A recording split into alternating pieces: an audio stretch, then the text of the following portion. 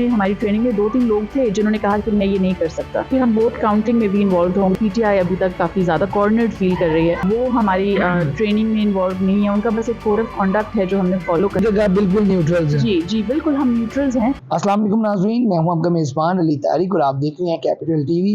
नाज़रीन, 8 फरवरी को इलेक्शन होने जा रहे हैं पाकिस्तान में और जो गैर मुल्की मुबस्सरीन हैं वो भी पाकिस्तान पहुंचना शुरू हो गए हैं। लाहौर में भी जो है अमेरिका से जो ऑब्जर्वर जो है उनकी टीमें जो है यहाँ पहुँच रही हैं। हमारे साथ भी एक ऑब्जर्वर मौजूद हैं, डॉक्टर सुंदस। अस्सलाम वालेकुम डॉक्टर साहबा, कैसी हैं आप? ठीक हैं जी वालेकुम अस्सलाम Ali, I am good, thank you. अच्छा डॉक्टर साहब, ये बताइएगा कि आपका कितना रुकनी जो है वफद आया है पाकिस्तान, कैसे आप इलेक्शन को कवर करेंगे, कैसे अपनी रिपोर्ट बनाएंगे, ये ज़रा बताइएगा। जी, हमारी जो टीम है, हम 5 ऑब्जर्वर्स आए हैं, इलेक्शन ऑब्जर्वर्स, और हमने ये जो रिपोर्ट, हम बेसिकली एक लॉन्ग टर्म ऑब्जर्वेशन मेथड है जो हम इलेक्शन से पहले का भी देखते हैं, प्री पोल, उसमें क्या क्या हो रहा है पाकिस्तान में, उसको भी नोट कर रहे हैं। और अब हमारी यहाँ पर ट्रेनिंग हुई है, जो पोलिंग डे है उस पर हमने पूरे सुबह से लेके शाम तक 8 बजे से लेके 5 बजे तक हमने ऑब्जर्व करने हैं। हमने 4 डिफरेंट पोलिंग, हर एक ऑब्जर्वर को 4 पोलिंग स्टेशंस मिलेंगे, तो हमने उसका मैं आपको अभी बताऊँगी डिटेल में। उसके बाद फिर हमने रिपोर्ट लिखनी है कि हमारी क्या ऑब्जर्वेशन थी, हमने अपनी इनपुट देनी है उसमें। ये बताइएगा कि अभी तो बहुत ज़्यादा लोग तहफ़्फ़ुज़ात का लोग बातें कर रहे हैं। पीटीआई कह रही है कि हमें तो लेवल प्लेइंग फील्ड मिली ही नहीं है। पीपल्स पार्टी भी यही कह रही है। सिर्फ एक नून लीग है जो कि ये सुकून है और खामोश है कि सब ठीक है।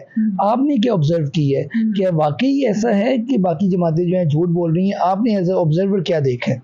देखिए, अभी जो हमने बीइंग अब्रॉड, पहले तो मैं अमेरिका से जस्ट सारा फॉलो कर रही थी, मुझे यही नज़र आ रहा था कि एक पार्टी को वो एक लेवल प्लेइंग फील्ड नहीं मिल रही। जी, पीटीआई को इसमें ये है कि उनको जो वर्कर्स कन्वेंशंस हो गए, जलसे हो गए, वो फेयर अपॉर्चुनिटी नहीं मिल रही टू कैंपेन। उसके बाद जो ऑफ कोर्स उनका सिंबल ले लिया गया है वो उनके इंटर पार्टी इलेक्शन से रिलेटेड है और उसमें बड़ी टेक्निकल बातें हैं।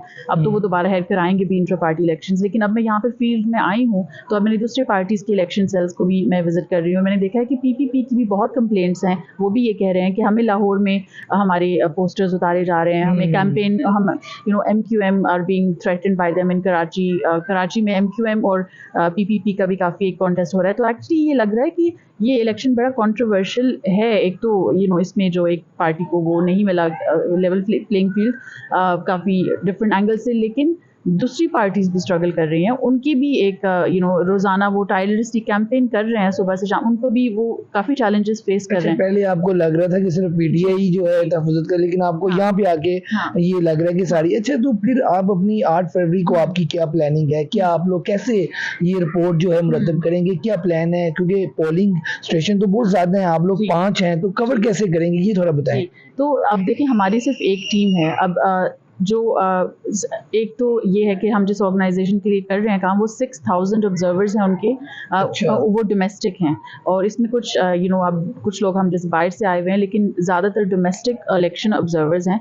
अब थोड़ा सा आइडिया इसमें हम लेते हैं कि हमारी जो 24 करोड़ की आवाम है, लेकिन 12,500 लोगों ने रजिस्टर किया है वोट करने के लिए। अब जिन लोगों के शनाख्ती कार्ड हैं, ठीक है। अब पोलिंग स्टेशन 90,000 हैं, 90,000। और जो हम लोग जिसके साथ इदारे के साथ काम कर रहे हैं वो 24,000 पोलिंग स्टेशंस को कवर करेंगे। सो अगर हम इसको देखें परसेंटेज में 25%, तो अब ये हम कह सकते हैं कि हाँ, फिर वो बाकी जिनको नहीं ऑब्जर्व कर रहे उनमें क्या होगा, लेकिन 25% इज अ गुड, इससे हमें काफ़ी ट्रेंड्स पता चल जाएंगे। अच्छा डाटा आपको मिल जाएगा। अच्छा, ये बताइएगा मुझे कि आप 8 फरवरी को पोलिंग स्टेशन वगैरह जाके कवर करेंगे, लेकिन पीटीआई तो ये भी कह रही है कि हमें जलसे और वर्कर कन्वेंशन की इजाज़त नहीं है, लेकिन हमारे जो लोग हैं, कारकुन हैं, उन्हें भी उठाया जा रहा है और हम पोलिंग एजेंट भी जो है बुकला भेजेंगे, बाकी लोगों को उधर अंदर जाने की भी इजाज़त नहीं होगी। तो इस तरह की जो चीज़ें सामने आ रही हैं, इसको आप कैसे देखते हैं? ये हम देखेंगे अब पोलिंग डे पे कि वाकई सब पार्टीज़ के पोलिंग एजेंट्स अलाउड हैं कि नहीं, और अगर कोई आप लोग जहाँ पे इलेक्शन काउंट होंगे वहाँ पे भी बैठेंगे? जी, हमारा सुबह से ड्यूटी शुरू होगी 7 बजे से। हमने 1 घंटा पहले पहुँचना है ताकि जो वोट के जब वो दरवाजे खोलें पोलिंग से, उससे पहले हमने 1 घंटा देखना है कि वो पोलिंग बूथ्स जो हैं जो आप आरओज़ के साथ होंगे? जी, हम लोग प्रिजाइडिंग ऑफिसर के साथ, रिटर्निंग ऑफिसर्स नहीं होंगे वहाँ पे, presiding officers, assistant presiding officer, polling agents, polling officers, तो वो होंगे वहाँ पे। हमने उनके इंटरव्यूज़ भी करने हैं। हमने देखना है कि जो बैलेट बॉक्सेस हैं वो किस तरह सील होते हैं। फिर हमने पूरे दिन में हमने ये देखना है कि कौन से पहला वोट कब हो रहा है, कौन कौन आ रहा है, इवन ये कि जो वोटर्स हैं उनको एक्सेस, जो फॉर एग्जांपल डिसेबल्ड लोग हैं उनके लिए एक रैंप है या नहीं, इस तरह की बहुत सी चीज़ें हमें देखनी है कि, और फिर बाहर क्या पोस्टर्स कौन से लगे हुए हैं, बहुत सी चीज़, और किसके कैंप्स हैं बाहर पार्टी। ये तो अब इलेक्शन वाले दिन देखेंगी चीजें, लेकिन जो उससे पहले चीजें सामने आ रही हैं, जैसे कुछ पार्टी ये कह रही है कि हमारे हलके के जो लोग हैं उनके जो वोट हैं वो दूसरे हलकों में बना दिए गए हैं। मतलब कि अगर एक बंदा रहने वाला शादमान का, तो उसका जो वोट है वो बहुत दूसरी जगह दूर है। ये आज पीटीआई के सीनियर नायब सदर ने कहा है अपनी प्रेस कॉन्फ्रेंस में। तो ये प्री पोल रैगिंग के जुमरे में आएगा, इस हवाले से क्या कहेंगे? देखिए, ये इस तरह की ना बहुत ज़्यादा एक आई वुड से थीरीज भी बनती हैं। हमने ये बहुत ज़्यादा हमने इंफॉर्मेशन को क्रेडिबल होना चाहिए। अब जो हम सब जिन लोगों के शनाख्ती कार्ड है उनका जो एड्रेस है उससे ही लिंक्ड होता है उनका कि वो कहाँ पे उनका पोलिंग स्टेशन है। तो इसमें विदाउट एनी एविडेंस इस पे मैं कमेंट नहीं कर सकती कि ये काफ़ी थ्योरीज भी हैं, एक बहुत फेयर भी है लोगों को, स्पेशली ऑफ कोर्स मतलब कि आप दलील और सबूत से देखेंगी चीजें। ये हम ये नहीं कह सकते कि ये इस ये एक इसमें ये इंटेंशनली हो रहा है। We have to see, it's just a theory. ये बिल्कुल एक I would say conspiracy theory भी हो अच्छा, सकती है। ये बताएं कि आप लोग न्यूट्रल किस तरह रहेंगे? हर बंदे की पसंद होती है कोई पार्टी, आपको भी कोई पार्टी जो है पसंद होगी, तो आप अपनी रिपोर्ट को कैसे ये साबित करेंगे कि ये बिल्कुल न्यूट्रल है, और अगर आप लाहौर में हैं तो बाकी जो आपकी पार्टीज हैं वो ऊपर असर वगैरह नहीं करेंगी, सियासी रहनुमा जो है वो आपसे मतलब कि मिलके कोई दो नंबरी का एलिमेंट नहीं होगा आपकी रिपोर्ट में, ये कैसे आप मेक श्योर करेंगे? देखिए, हमने as election observers we have to be impartial. ये उन्होंने हमें कहा, ये हमने गैर जानिब होना बहुत ज़रूरी है। हमने हल्फ भी उठाया है अपनी ट्रेनिंग में। हमने एक प्लेज लिया है सबने खड़े होके कि हम बायस्ड नहीं होंगे। We have to be impartial. अगर हम इसको न्यूट्रली देख सकते हैं तो हम ये करेंगे। और इसमें हमारी ट्रेनिंग में 2-3 लोग थे जिन्होंने कहा कि मैं ये नहीं कर सकता, तो दे वॉकड आउट। उन्होंने कहा कि हम इतनी ज़्यादा पोलराइजेशन है पाकिस्तान में, लेकिन अगर आप इसको बिकॉज हमने तो पूरे प्रोसेस को देखना है, हमने किसी भी एक पार्टी को फेवर नहीं करना। और हमें एक बहुत स्ट्रिक्ट कोड ऑफ कंडक्ट मिला है। हमारे बेसिकली एक चेक बुक है, मैनुअल गाइड बुक, जिसको हमने फॉलो करना है। उसमें कोई ओवर 100 क्वेश्चंस हैं जो हमने उन क्वेश्चंस के आंसर करने हैं। तो हमारे अपनी तरफ से हम कोई अपनी राय नहीं डाल सकते। हमने और वो काफ़ी थरा है, डिटेल्ड है। फिर वो इन्फॉर्मेशन हम अपनी रिपोर्ट में इनपुट होगी। तो ये ये काफ़ी, और फिर हम वोट काउंटिंग में भी इन्वॉल्व होंगे आखिर में। अभी तक आपको सबसे जो मजलूम जमात है वो कौन सी लग रही है? आप जितने दिन लाहौर में हो गए आपको आए को, सबसे बड़ी मजलूम कारकुन और जमात कौन सी लग रही है आपको? अभी ये मैं एक पर्सनली कमेंट कर सकती हूँ कि जो मैं खुद फॉलो करती हूँ, मुझे लगता है पीटीआई के लोगों काफ़ी मुझे लोग कांटेक्ट करके बता रहे हैं कि हमारे साथ ये हो रहा है, ये हो रहा है। तो ऑफ कोर्स एक आपको नज़र आ रहा है कि एक पार्टी के लिए भी बहुत ही टफ और चैलेंजिंग सिचुएशन है। अब वो क्यों है, कैसे है, ये एक और मैटर है। लेकिन आई कैन सी कि पीटीआई अभी तक काफ़ी ज़्यादा कॉर्नर्ड फील कर रही है। बाकी पार्टीज़ काफ़ी कॉन्फिडेंटली कैंपेन कर रही हैं। कॉल सेंटर्स खुल रहे हैं, जैसे फॉर एग्जांपल पीपीपी ने कॉल सेंटर बिलावल के लिए खोला है। तो इस तरह की एक्टिविटीज़ पीटीआई की हमें नहीं नज़र आ रही।